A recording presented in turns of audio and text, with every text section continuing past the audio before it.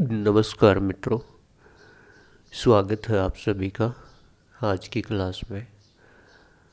दोस्तों, हम बीएसटीसी के सिलेबस की बात करेंगे और बीएसटीसी के सिलेबस में एक सब्जेक्ट होता है टीचिंग एप्टीट्यूड, शिक्षण अभिक्षमता। इसके प्रश्न 50 पूछे जाते हैं और इसके अंक होते हैं 600। बीएसटीसी में टोटल 4 सब्जेक्ट होते हैं, उनमें 50-50 प्रश्न पूछे जाते हैं। जैसे मान लीजिए टीचिंग एप्टीट्यूड के 50 प्रश्न हो गए,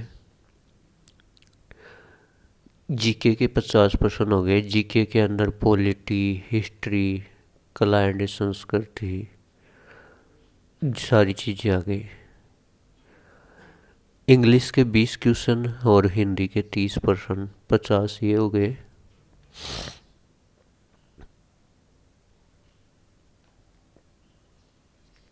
और 50 प्रश्न रीजनिंग के हो गए।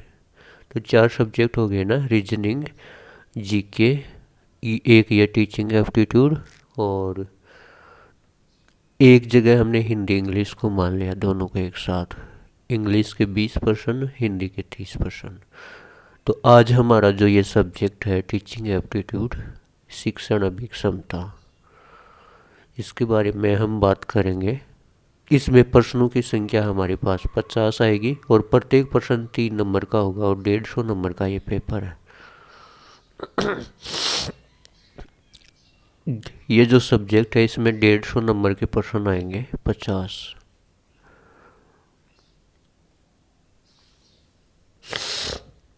पूरा पेपर तो 600 नंबर का होगा, 200 प्रश्न आएंगे टोटल।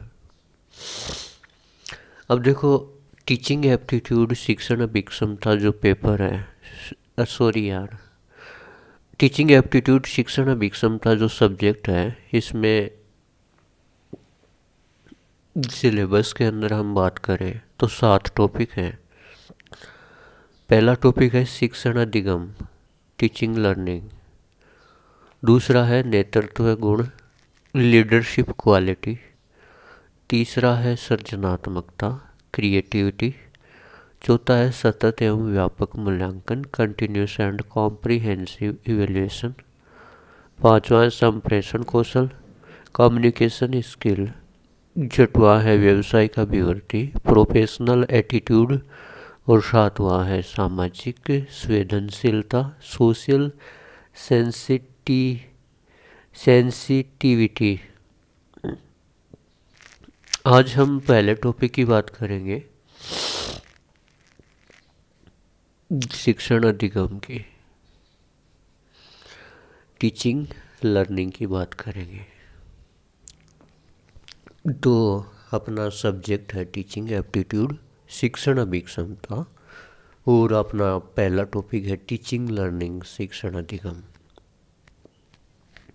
तो शिक्षण अधिगम के टॉपिक को शुरू करते हैं।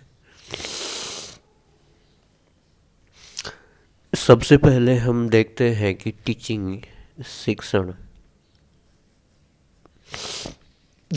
क्या होता है। जब शिक्षक के द्वारा बालकों को विषय वस्तु का ज्ञान प्रदान किया जाता है तो उसे शिक्षण कहते हैं।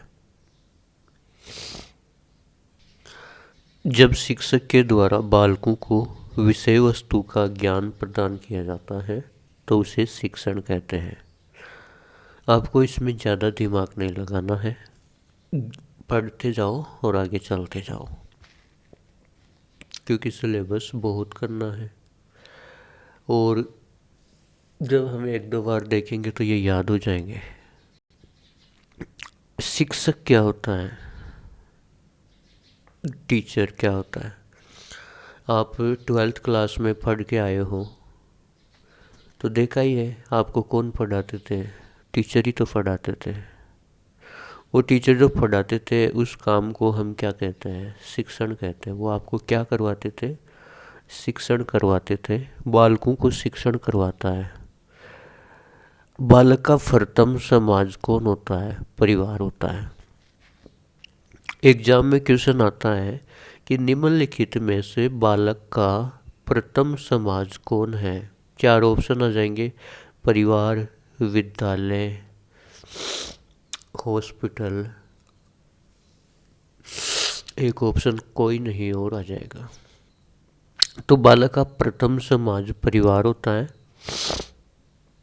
अगला प्रश्न आ जाएगा, बालक का प्रथम विद्यालय क्या होता है, परिवार होता है। आगे पूछ ले, बालक का लघु समाज क्या होता है, लघु समाज विद्यालय। जब बालक विद्यालय में जाता है छोटी क्लास में, तो उसके पास में छोटे छोटे बच्चे बैठते हैं, वो उनमें बैठना उठना सीखता है। भाई जब आप बच्चे को शुरू शुरू में विद्यालय में भेजते हो तो वो बैठना उठना ही सीखता है। ऐसे थोड़ा है कि जाते ही पढ़ाई में इंटेलिजेंट हो जाता है। बैठना उठना सीखता है, बच्चों में बातचीत करता है, खेलता है। तो बालक का लघु समाज क्या होता है, विद्यालय होता है। आपसे क्वेश्चन पूछ लिया जाए कि बालक की प्रथम गुरु कौन होता है। ऑप्शन में आ जाए माता, पिता, दादा, दादी। तो बालक की प्रथम गुरु माँ होती है। और ये पूछ ले क्वेश्चन कि बालक की प्रथम गुरु माँ होती है, यह कथन किसका है। चार ऑप्शन आ जाए, एक में होगा आपके फ्रोबेल ने कहा। अब बात करते हैं शिक्षण के अवयव या शिक्षण के चर कितने होते हैं। तीन होते हैं, स्वतंत्र चर, आश्रित चर और मध्यस्थ चर। शिक्षण में तीन चर होते हैं, शिक्षक, शिक्षार्थी और पाठ्यक्रम। शिक्षक स्वतंत्र चर होता है क्योंकि उसी की तो चलती है ज़्यादा विद्यालय में। शिक्षार्थी आश्रित चर होता है, जैसे जैसे शिक्षक कहता है वैसे वैसे तो विद्यार्थी करता है, तो ये शिक्षक के ऊपर आश्रित है। और पाठ्यक्रम मध्यस्थ चर, अगर शिक्षक हो, शिक्षार्थी हो, पाठ्यक्रम ना हो तो बताओ विद्यालय में बच्चे करेंगे क्या, टीचर पढ़ाएगा क्या। तो इस पाठ्यक्रम को लेकर के ही तो पढ़ाते हैं, बच्चे इसी को पढ़ते हैं, इसी के हिसाब से तो चलता है सारा काम। तो मध्यस्थ चर क्या हो गया, पाठ्यक्रम। और जो शिक्षण विधि, व्यू रचनाएं, ये सारे मध्यस्थ चर ही है। स्वतंत्र चर शिक्षक हो गया, आश्रित चर कौन हो गया, शिक्षार्थी हो गया, और मध्यस्थ चर पाठ्यक्रम हो गया। शिक्षण द्विमुखी प्रक्रिया है। एडम्स महोदय के अनुसार शिक्षण द्विमुखी प्रक्रिया है जिसमें दो ध्रुव हैं, शिक्षक और शिक्षार्थी। अब क्वेश्चन यहाँ ये भी पूछा जा सकता है कि शिक्षण को द्विमुखी प्रक्रिया किसने बताया, और चार ऑप्शन दे दें तो हमारा उत्तर होगा एडम्स महोदय। शिक्षण के दो ध्रुव हैं, ये रोस ने कहा, शिक्षक और शिक्षार्थी। क्वेश्चन पूछ ले कि शिक्षण के दो ध्रुव हैं, ये किसने कहा, रोस ने कहा। द्विमुखी या दो ध्रुव दोनों एक ही बात है, और क्वेश्चन दोनों को मिला के भी पूछ सकता है। शिक्षण द्विमुखी प्रक्रिया किसने कहा, ए ऑप्शन एडम्स महोदय, B option Ross, C option A और बी दोनों, डी ऑप्शन कोई नहीं। तो इसका जवाब हो जाएगा ए और बी दोनों। शिक्षण को द्विमुखी प्रक्रिया बताया एडम्स महोदय और रोस दोनों ने। शिक्षण त्रिमुखी प्रक्रिया है। शिक्षण त्रिमुखी प्रक्रिया है, ये किसने कहा, जॉन डीवी और रायबरन के अनुसार शिक्षण त्रिमुखी प्रक्रिया है। प्रश्न पूछे शिक्षण त्रिमुखी प्रक्रिया है किसने कहा, तो उत्तर होगा जॉन डीवी तथा रायबरन ने। ऑप्शन में जॉन डीवी आएगा तो वो सही हो जाएगा, ऑप्शन में रायबरन आएगा तो ये सही हो जाएगा, और ऑप्शन में दोनों आएंगे तो दोनों होगा।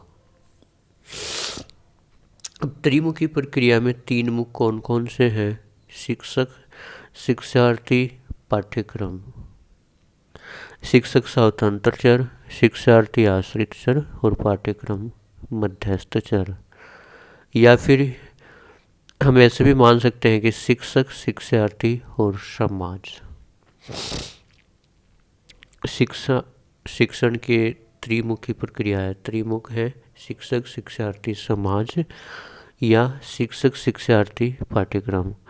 ऑप्शन में आ जाएगी शिक्षण त्रिमुखी प्रक्रिया है और इसमें निम्न में से कौन सा नहीं है। 3 ऑप्शन में आ जाए शिक्षक, शिक्षार्थी, पाठ्यक्रम और एक ऑप्शन अलग आ जाए तो वो अपना उत्तर हो जाएगा। या क्वेश्चन में आ जाए शिक्षक, शिक्षार्थी, समाज और एक ऑप्शन और आ जाए तो वो अपना उत्तर हो जाएगा। एजुकेशन, शिक्षा। शिक्षा शब्द की उत्पत्ति संस्कृत भाषा के शिक्ष धातु में ए प्रत्यय लगने से हुई थी, जिसका अर्थ सीखना या सिखाना है। शिक्षा को अंग्रेजी में एजुकेशन कहते हैं और एजुकेशन शब्द की उत्पत्ति लैटिन भाषा के शब्दों से हुई है। तो देखो, आपसे क्वेश्चन पूछा जाए कि शिक्षा शब्द की उत्पत्ति हुई है, ए ऑप्शन शिक्ष धातु, बी ऑप्शन शिक्षा धातु, सी ऑप्शन शिक्षण धातु, डी ऑप्शन कोई नहीं, तो अपना उत्तर हो जाएगा शिक्षा शब्द की उत्पत्ति हुई है शिक्ष धातु से। क्वेश्चन पूछ सकता है कि शिक्ष धातु में कौन सा प्रत्यय लगने से शिक्षा शब्द की उत्पत्ति हुई है, ए, आ, ई, ए। तो अपना सही जवाब होगा ए। शिक्ष धातु में ए प्रत्यय जुड़ने से शिक्षा शब्द की उत्पत्ति हुई है। शिक्षा अंग्रेजी में एजुकेशन कहलाता है और आपसे क्वेश्चन पूछ सकता है कि एजुकेशन शब्द की उत्पत्ति किस भाषा से हुई है, लैटिन, जर्मन, फ्रेंच, इटालियन। तो एजुकेशन शब्द की उत्पत्ति लैटिन भाषा के शब्दों से हुई है। अब देखो, हमने देखा कि एजुकेशन शब्द की उत्पत्ति लैटिन भाषा के शब्दों से हुई है। तो लैटिन भाषा के हम 2 शब्द देखेंगे, एक तरफ तो एडुकेयर और एडुसियर। इनसे शिक्षा शब्द की उत्पत्ति हुई है। या फिर हम कह सकते हैं कि एडुकेटम से शिक्षा शब्द की उत्पत्ति हुई है। एडुकेयर का अर्थ होता है पोषित करना, एडुसियर का अर्थ होता है नेतृत्व करना और एडुकेटम का अर्थ होता है, ये एडुकेटम 2 शब्दों से बना है, ई प्लस ड्यूको। ई का अर्थ होता है अंदर से और ड्यूको का अर्थ होता है बाहर निकालना। क्वेश्चन पूछ सकता है कि एडुकेटम शब्द में ई का अर्थ क्या होता है। ऑप्शन अंदर से, बाहर से, दोनों, कोई नहीं। तो सही जवाब हो जाएगा एडुकेटम शब्द में ई का अर्थ होता है अंदर से। अब हम शिक्षा के प्रकार की बात करेंगे और हम यहाँ शिक्षा के 5 प्रकार पढ़ेंगे। पहला प्रकार है विषय वस्तु के आधार पर शिक्षा के प्रकार कितने हैं, 2, सामान्य शिक्षा और विशेष शिक्षा। क्वेश्चन पूछ सकता है कि विषय वस्तु के आधार पर शिक्षा के कितने प्रकार होते हैं।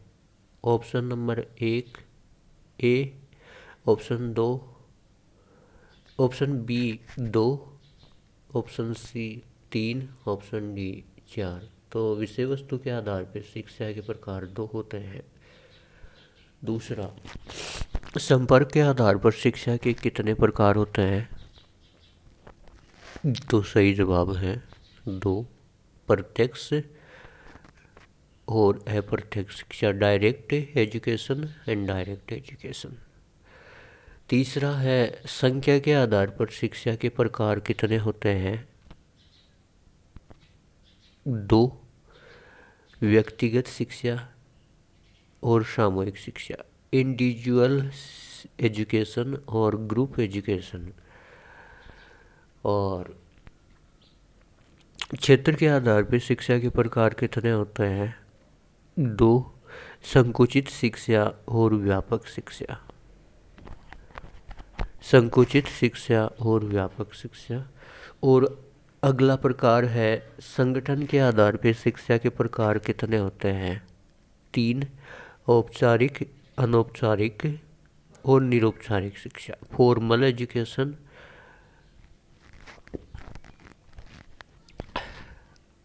तो संगठन के आधार पर शिक्षा के 3 प्रकार होते हैं, औपचारिक, अनौपचारिक और निरौपचारिक शिक्षा। इन सब के बारे में हम डिटेल से आगे बात करेंगे, लेकिन ध्यान रखना कि इसमें महत्वपूर्ण क्या है। 1, 2, 3, 4 इनमें तो शिक्षा के 2 प्रकार ही हैं, लेकिन संगठन में 3 प्रकार हैं। तो आप याद रख लेना कि आपसे पूछे कि संगठन के आधार पर शिक्षा के प्रकार कितने हैं? 3, और इसके अलावा ये चारों में पूछे तो 2। अब हम एक एक प्रकार के बारे में बात करेंगे। विषय वस्तु के आधार पर शिक्षा के प्रकार हमने कितने पढ़े? 2, सामान्य शिक्षा और विशेष शिक्षा। ठीक है। सामान्य शिक्षा क्या होती है? जब बालक बालिकाओं के द्वारा शिक्षा ग्रहण करके अपना जीवन यापन करना, मतलब साक्षर होना। जैसे बालक 8वीं तक पढ़ लिया, 5वीं तक पढ़ लिया, 10वीं तक पढ़ लिया और उसके बाद ज़्यादा पढ़ाई की नहीं, कमाने लग गया, अपना जीवन यापन करने लगा, ये होती है सामान्य शिक्षा। तो जब बालक बालिकाओं द्वारा शिक्षा ग्रहण करके अपना जीवन यापन करना, ये होता है सामान्य शिक्षा। एक होता है विशेष शिक्षा, स्पेशल एजुकेशन। यह शिक्षा प्रणाली खर्चीली होती है जिसका विशेष उद्देश्य होता है। जैसे मान लीजिए आप 12वीं पास करके आए हो, अब आप विशेष शिक्षा ग्रहण कर सकते हो। कोई तो ITI करता है, कोई BSTC करता है, कोई B.Ed करता है, कोई MBBS करता है। तो ये विशेष शिक्षा होती है। BSTC में भी जब आप जाओगे, प्री BSTC का पेपर पास करके जब आपका BSTC में एडमिशन होगा, तो आपको काउंसलिंग करवानी पड़ेगी और आपको फीस लगेगी। B.Ed में भी ऐसा ही होता है। MBBS में भी बहुत पैसा लगता है, 5 साल तक MBBS का कोर्स होता है। तो ये शिक्षा प्रणाली खर्चीली होती है और इसका विशेष उद्देश्य होता है। अब देखो उद्देश्य क्या है। BSTC का उद्देश्य होता है आप 5वीं तक के टीचर बनोगे। B.Ed का उद्देश्य होता है आप 8वीं तक के टीचर बन सकते हो, सेकंड ग्रेड में 10वीं तक के टीचर बन सकते हो, और अगर आपने MA MSc किया है तो आप फर्स्ट ग्रेड के टीचर भी बन सकते हो। और MBBS का उद्देश्य क्या होता है? डॉक्टर बनना।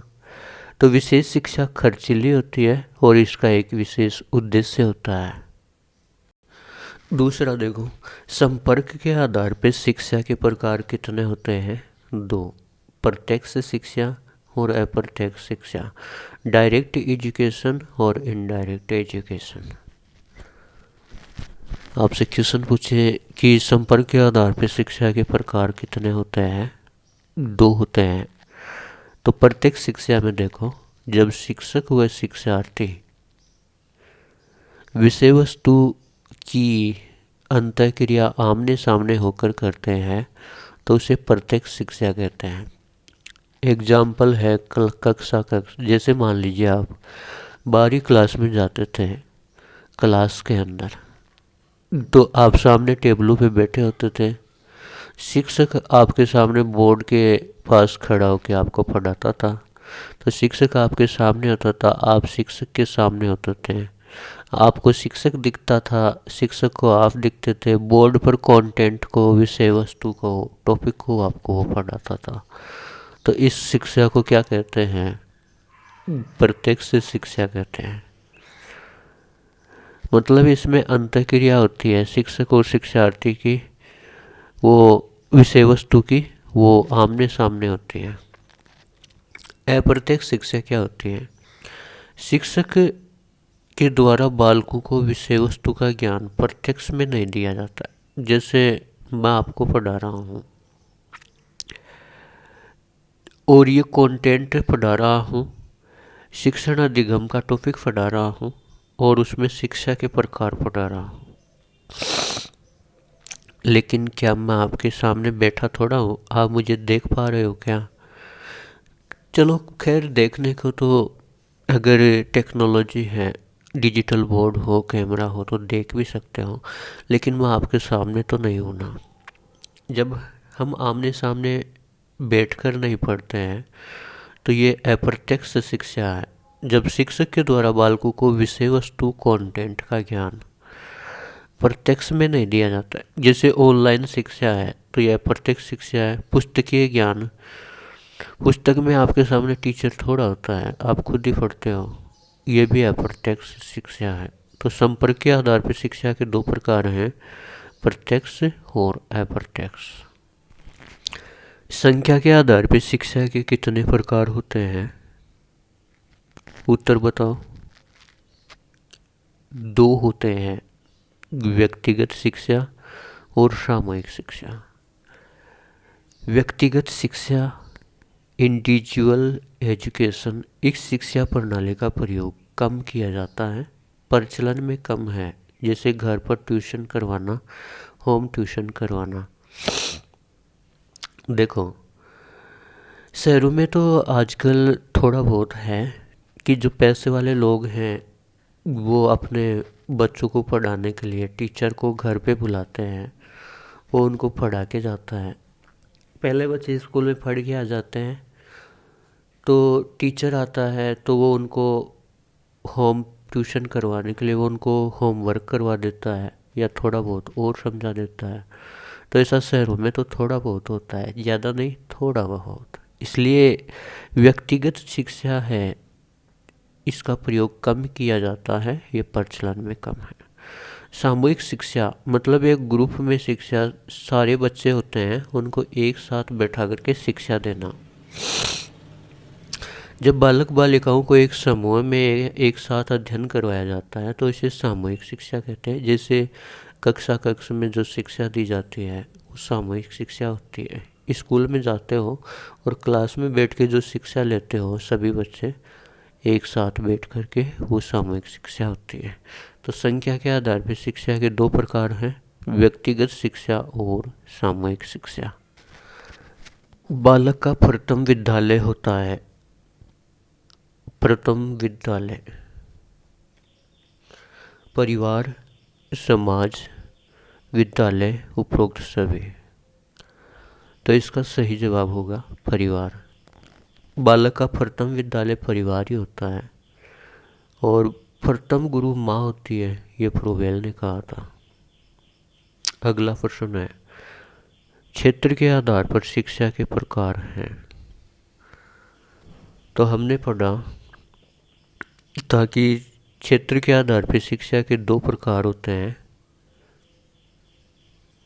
क्षेत्र के आधार पर शिक्षा के दो प्रकार होते हैं और वो दो प्रकार कौन कौन से थे? संकुचित शिक्षा और व्यापक शिक्षा। बालक की प्रथम गुरु माँ होती है, ये किसने कहा था? तो ये बात कही थी फ्रोबेल ने। तो मित्रों, आज की क्लास में हम इतना ही पढ़ेंगे। धन्यवाद।